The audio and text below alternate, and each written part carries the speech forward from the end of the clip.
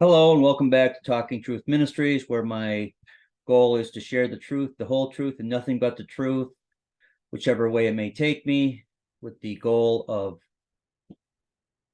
hopefully sharing the truth of Jesus Christ and leading someone to the one who said he was the way, the truth, and the life. And that if you know the truth shall make you free. And right now, we think we live in a free country. We have some freedoms, but number one, we're all slaves to sin if we're not been born again.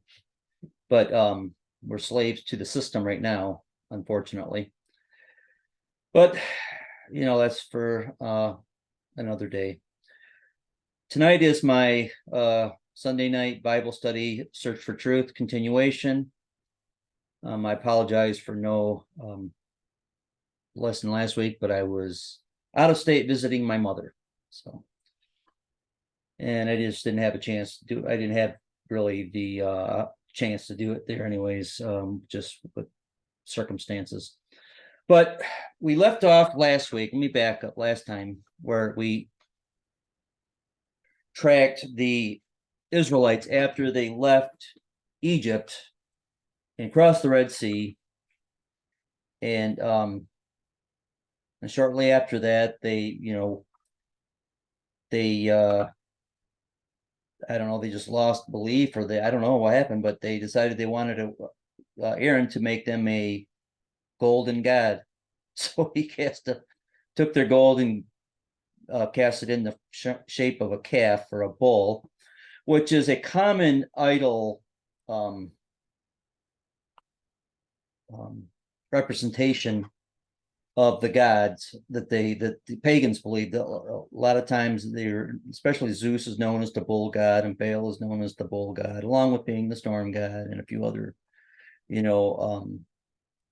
identifiers.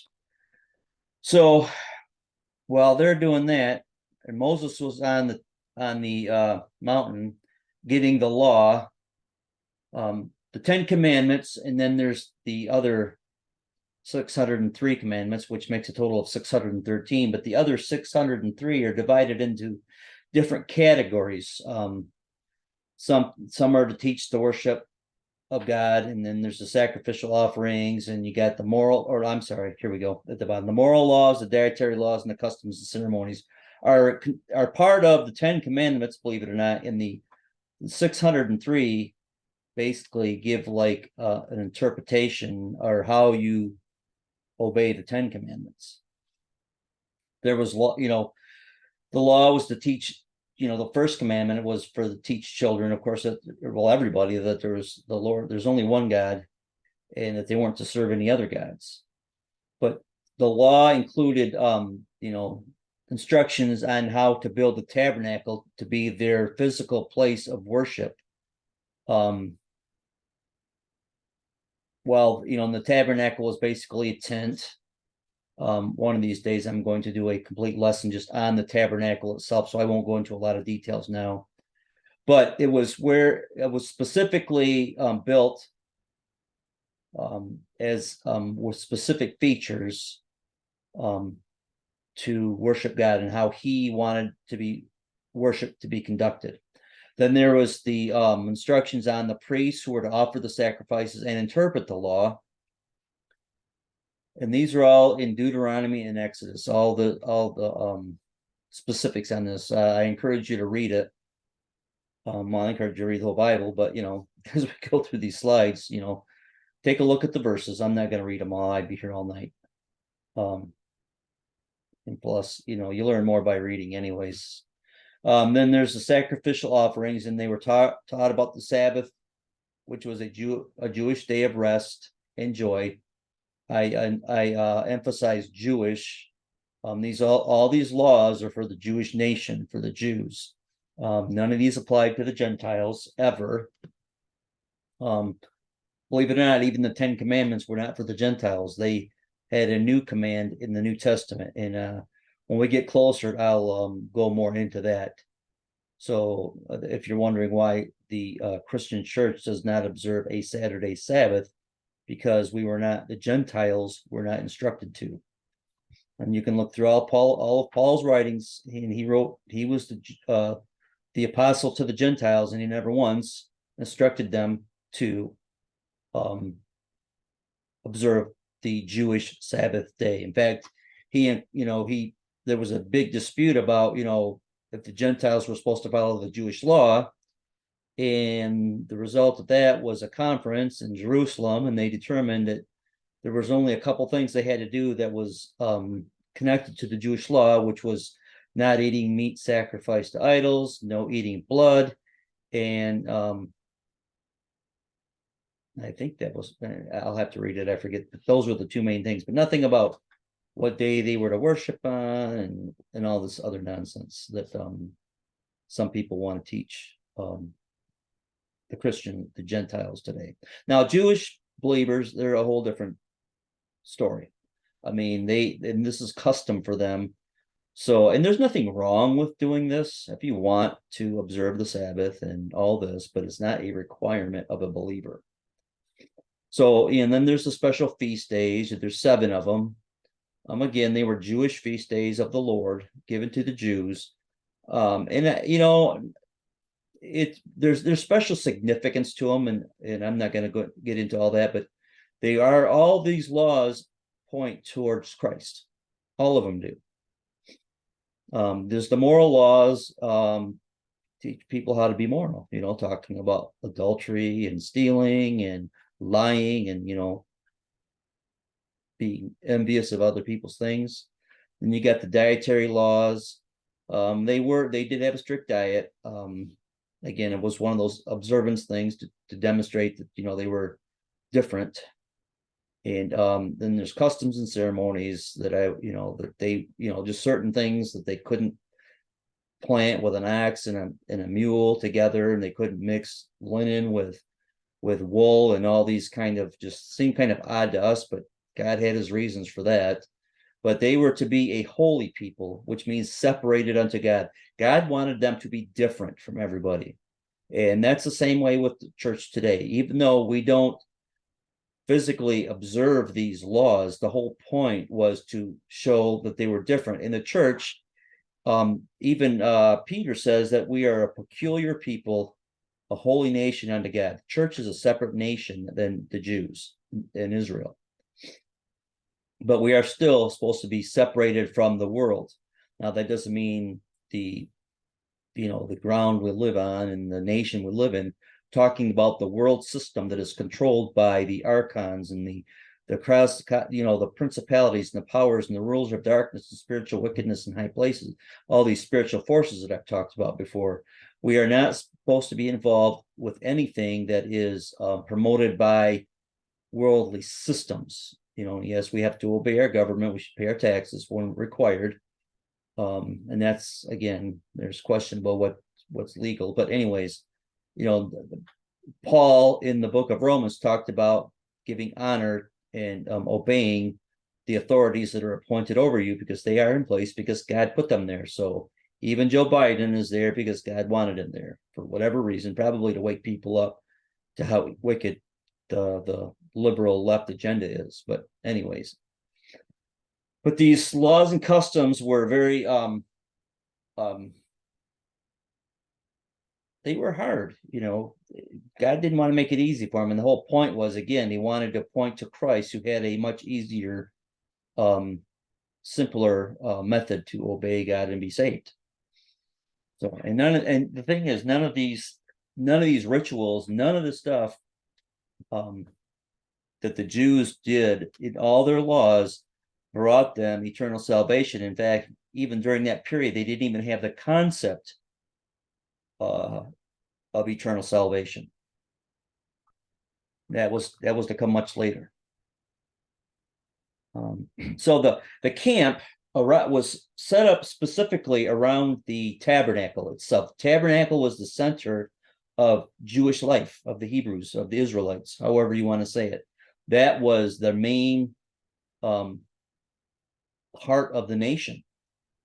And God had them line up the camp around the tabernacle specifically for different reasons. So on the let me think, where's ways north? I think Manasseh, Ephraim, and Benjamin were to the north, and you got Asher, Dan, Naphtali to the east. Then you got Issachar, Judah, and Zebulun to the south, and Gad, Reuben, and Simeon to the west. And then in the inner circle, you had the Levites, who were of the family of Aaron, and you got the Gershonites, the Merarites, the Kohathites, and then of course Moses and Aaron were in the those guys were the leaders. This was a theocracy. So God was the leader of the people, but Moses and Aaron were his spokesmen. And they had to, I mean, they had to do this exactly the way God said. There was no varying, and even to the point where here's a picture I picked up many years ago of what it might have looked like at night. Kind of a neat picture. But if you look at the way it's, oh wait a minute, do I have these? Yeah, okay, it'll be a little later. So the tabernacle brought a new way of worship for this group of this new nation. They had, I mean, before this, they were just a large group of people of one family that had migrated to Egypt and had grown to a large number, and then they became a nation. And so they had to, they didn't know Yahweh. They'd heard of him, but they'd also heard of all the other gods. I mean, they were raised, this whole nation now had been raised in a pantheistic nation of Egypt who served many gods. They heard of the God of Abraham, Isaac, and Jacob, but they didn't really know him. They didn't know what he was like. They didn't know what was required. They didn't know anything about him. So other than, just what had been passed down orally through tradition, but they didn't have any kind of, I'll say, relationship with them. And it's different than the relationship we have with Christ today. I mean, they didn't have the Holy Spirit living within them or anything. It was based all on works of the law that they had to demonstrate their loyalty and their faith in Yahweh God. So he had to show them, he had to help them learn a new way to worship through. And so Moses was given these instructions that how to build this tabernacle in a specific way. And there's different items that had to be made for specific purposes, and they had to be made a certain way, and there was certain rituals and all this stuff. I mean, I can't even barely scratch the surface of a lot of this stuff in this lesson, but I'm going to give the highlights. So we're going to start with on the left of the screen is the brazen altar. It was the place of death and bloodshed. Sin had to be covered by blood before man could fellowship with a holy God. Sin cannot be anywhere near God, his presence. I mean, obviously God is everywhere, but his presence is where he focuses his being, his self, in relationship to mankind. So they had to take an innocent animal, but without blemish, perfect in every way, and kill it and offer it and burn it on this brazen altar. That signified, well, I'll get into that later. So then after that, and then the priest would take when they killed the offering, they had to catch the blood, and the priest would put the blood in a container, and then he would go wash in the brazen laver, which was a ceremonial washing of the priest required before ministering at the brazen altar. So he had to wash before he could minister at the brazen altar, and then he had to wash again before entering the tabernacle. And then even then he had to, when he got inside, he had to put on special clothes of linen before the high priest could even go further than that. And the only one that was allowed in the holy place were the priests, and in the most holy place was the high priest, the only one, and only one time a year. So they would wash off on this brazen altar, And then they would take the blood of the sacrifice and other items like they would bring in wine, and then there was the showbread. Well, I'm getting ahead of myself.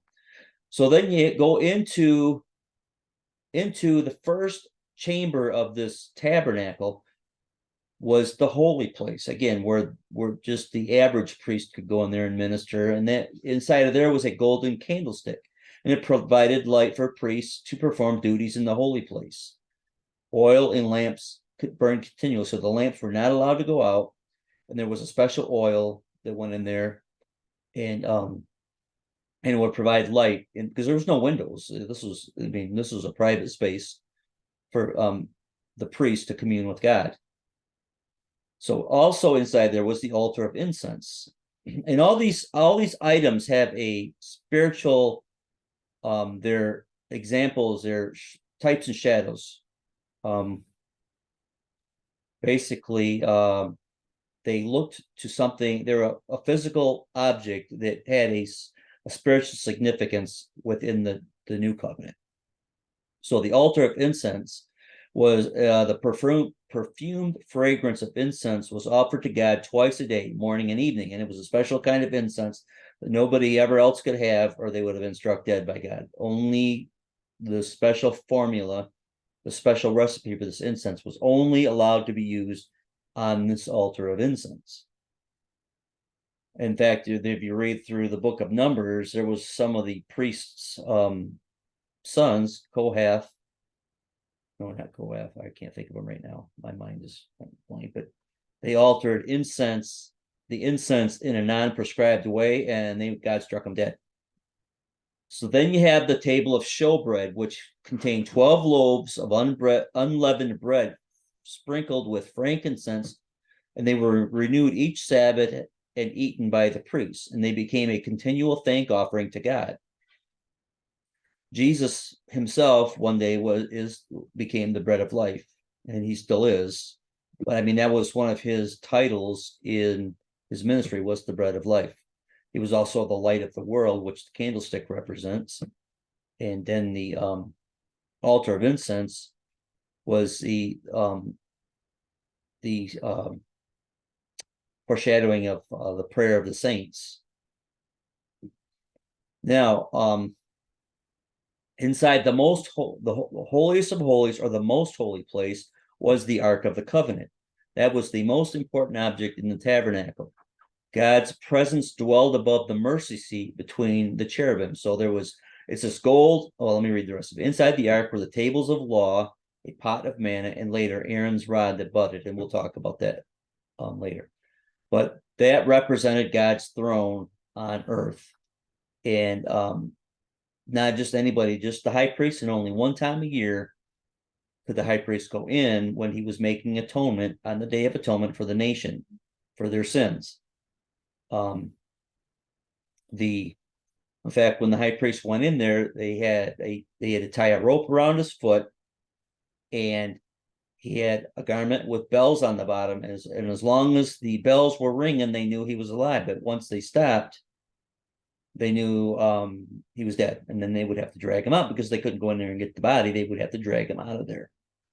So that's how sacred and how separated the most holy place was. Very very reverential place that only one man, one time a year, and that was it.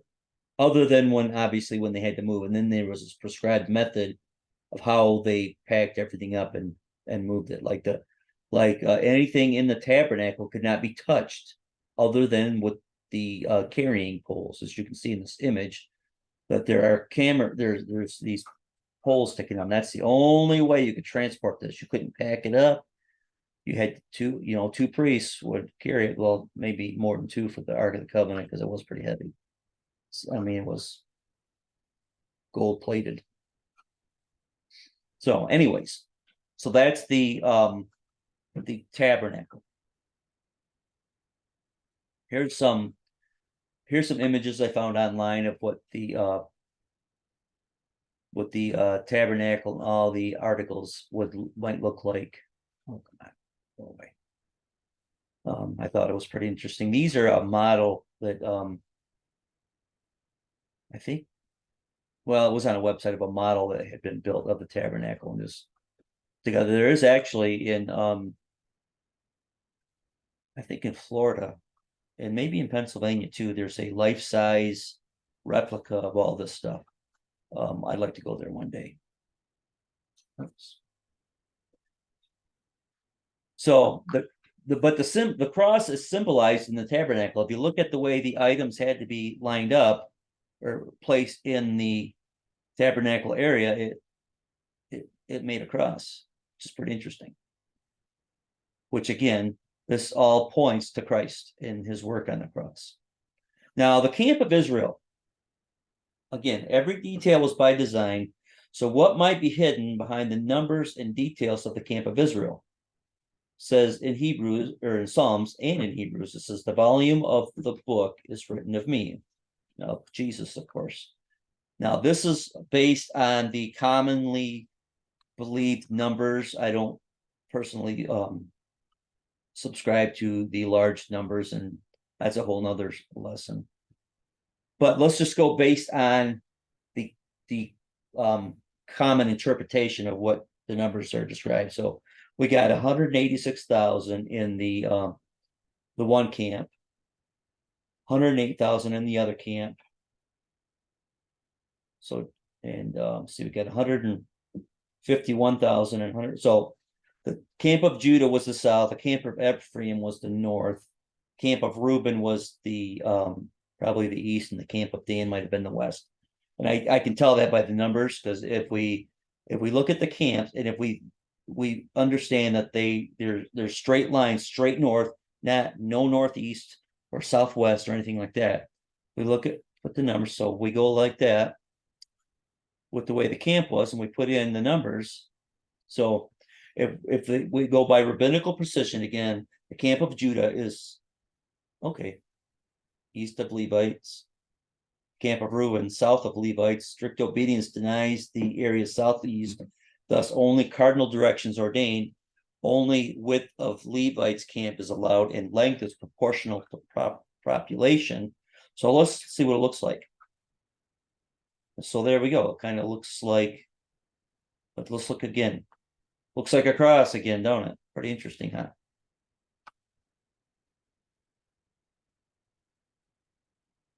So again, everything in the law, the Old Testament was foreshadowing something that was good to come. So let's look at the comparison. We got the lamb being presented to the priest for inspection.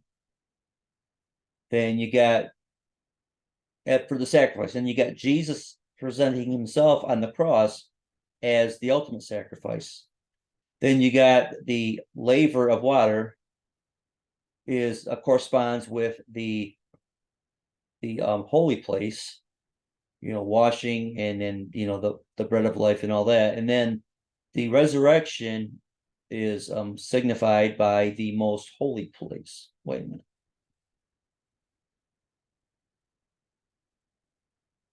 And okay, and then the of course the Ark of the Covenant is significant because there's one in heaven also. Everything in the tabernacle was patterned after what was in heaven, which is interesting.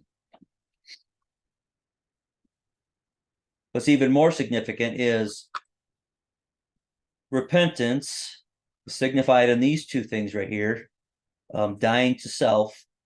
Then water baptism is a burial with Christ, and then the most holy place, signifying the resurrection, is when we are filled with the Holy Spirit, our spirit is resurrected, and it also gives us the opportunity to be resurrected should we die before the Lord returns for the church.